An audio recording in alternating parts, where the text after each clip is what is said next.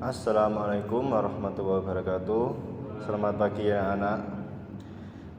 Pada pagi ini kita akan mempelajari tentang Wali Songo. Pada pagi hari ini kita akan membahas tentang Sunan Ampel.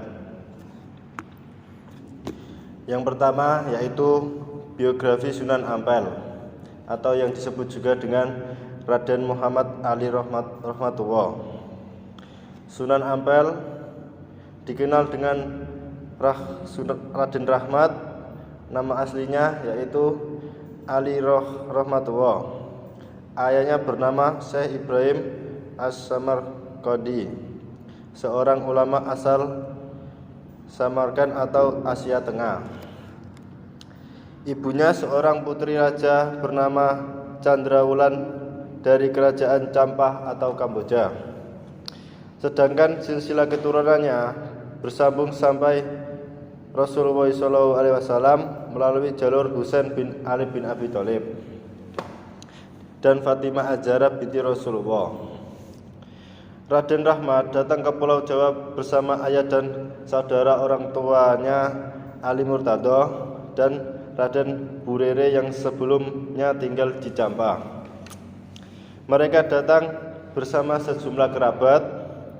Kedatangannya ke Pulau Jawa diperkirakan tahun 1440 Masehi atas undangan Prabu Sri Kertawijaya tahun 1451 Masehi, Raja Kerajaan Majapahit, untuk memperbaiki perilaku masyarakat Majapahit yang konon saat itu mengalami kemunduran dan kemerosotan moral. Kedatangan rombongan ke Majapahit juga dikarenakan adanya hubungan keluarga antara ibunya dan istri Sri Prabu Kertawijaya, Dewi Darawati yang berasal dari Campah. Yang kedua yaitu peran Sunan Ampel dalam mengembangkan Islam di Indonesia. Satu yaitu membentuk jaringan kekerabatan dalam menyebarkan Islam. Dalam mengembangkan agama Islam, Sunan Ampel punya peran penting dalam membentuk jaringan kekerabatan melalui perkawinan para penyebar Islam dengan putri penguasa kerajaan Majapahit. Strategi inilah yang menjadikan Islam melambat laun semakin kuat dan mendapatkan dukungan para penguasa. Sebagaimana Rasulullah SAW menguatkan Islam lewat pernikahannya dengan istri-istri beliau yang berlatar belakang dari berbagai suku dan agama. Dua, yaitu melakukan perubahan menuju tradisi bernilai keislaman. Masyarakat pesisir utara Jawa adalah masyarakat yang hidup dalam tradisi dan budaya yang turun-temurun. Dalam dakwanya, Sunan Ampel membawa ajaran Islam yang disampaikan dengan cara-cara damai, moderat, toleransi, dan menyesuaikan tradisi masyarakat yang telah mengandung nilai-nilai Islam. 3. Membangun masjid dan pesantren sebagai pusat penyebaran Islam. Masjid Ampel merupakan bangunan tempat ibadah yang menyimpan nilai sejarah. Arsitektur masjidnya memadukan arsitektur Hindu-Buddha dan khazanah Islam untuk kepentingan dakwah.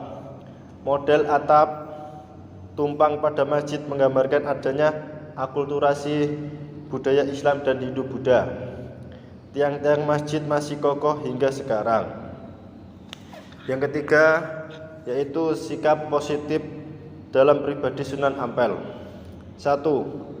Berdakwah dengan santun penuh kearifan dengan tanpa caci maki terhadap pendapat dan agama lain. Kisah keteladanan menarik ketika Sunan Ampel mengajak Prabu Wijaya V memeluk Islam. Meskipun akhirnya tidak memeluk agama Islam, namun ia terkesan dengan ajaran agama Islam sebagai ajaran budi pekerti yang mulia. 2. Toleran dan selalu menjalin hubungan baik dengan semua kalangan. menghadapi kebudayaan Jawa dan Nusantara yang cukup lama, yang masih kental dengan tradisi Hindu, Buddha, dan agama kapitan atau agama asli nenek moyang orang-orang Nusantara. Sunan Ampel secara perlahan melakukan perubahan tradisi, menggelar kegiatan-kegiatan yang bernilai Islamia. Yang ketiga, sosok pemimpin yang merangkul tanpa memandang kasta dan jabatan adalah sosok Raden Rahmat, bukan hanya pemimpin agama tetapi juga raja bupati. Dua kepemimpinan yang disandingkan membuat bergaul dengan siapa saja dari semua kalangan. 4. Seorang guru yang mendidik dengan penuh keikhlasan dan menyampaikan ilmu kepada murid-muridnya sehingga lahir generasi penyebaran Islam ke penjuru Nusantara. Sekian dari saya pada pagi hari ini. Saya menutup pelajaran pagi ini dengan alhamdulillahirabbil alamin.